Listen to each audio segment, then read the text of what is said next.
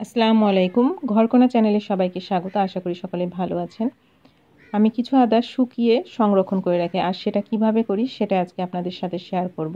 আদাতে প্রচুর পরিমাণে মাটি থাকে, সেজন্য আদাকে খুব ভালোভাবে ধুয়ে পরিষ্কার করে এখান থেকে সম্পূর্ণ পানি আমি শুকিয়ে নিয়েছি। তারপর এরকম পাতলা পাতলা স্লাইস করে কেটে নিয়েছি। আর অবশ্যই এরকম গোল গোল স্লাইস করে কেটে নিতে হবে। এটা যেহেতু বিদেশি আদা, এই আদাতে প্রচুর পরিমাণে আঁশ থাকে। আমাদের দেশি আদাতে তুলনামূলক আঁশের পরিমাণটা অনেক কম থাকে। এখানে যে আদাটা দেখাচ্ছি এটা হচ্ছে একদিনের রোদে শুকানো আদা। যেহেতু এই আদাগুলোতে খুবই আঁশ থাকে, সেজন্য লম্বা লম্বা করে কাটলে যখন শুকোনোর পরে যখন আমরা এটা ব্লেন্ড করব, তখন আঁশটা উপরে ভেসে উঠবে। ব্লেন্ড করাটা অনেক সমস্যা হয়, সেজন্য আদাকে অবশ্যই এরকম গোল গোল স্লাইস করে কেটে নিতে হবে। আর এটা হচ্ছে আমার ছাদ বাগানের রাঁধুনি, এটাও আমি শুকিয়ে নিচ্ছি। এখন যেহেতু বাতাসে খুবই ময়েশ্চার কম থাকে, সেজন্য আদা শুকাতে খুব একটা বেশি সময় লাগে না।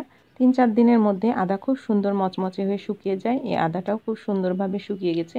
এটা এখন আমি ব্লেন্ডার জারে নিয়ে ব্লেন্ড করে নিব। তারপরে আদাটাকে চালনি দিয়ে চেলে নিব। এই শুকনো আদাকে শুট বলা হয়ে থাকে।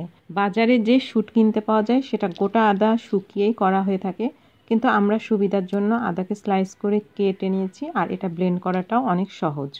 এই আদা গুঁড়া দিয়ে খুব সুন্দর চায়ের মশলা তৈরি করা যায়। তাছাড়া কাঁচা আদার মতোই এই শুকনো আদাও কিন্তু রান্নাতে ব্যবহার করা যাবে।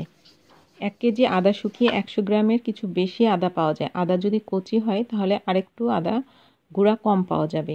তরকারিতে আদা গুঁড়া খুব বুঝে ব্যবহার করতে হবে।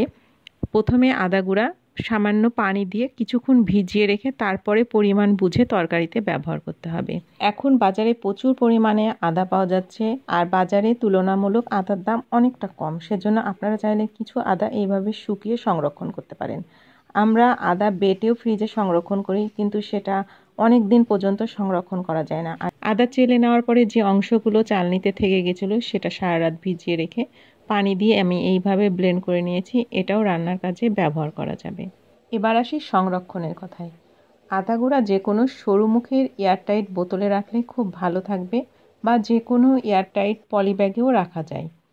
এটা বাইরে রাখলে 1 বছর পর্যন্ত সংরক্ষণ করা যাবে, আর নর্মাল ফ্রিজে রাখলে 1.5 থেকে 2 বছর খুব ভালোভাবেই রাখা যাবে।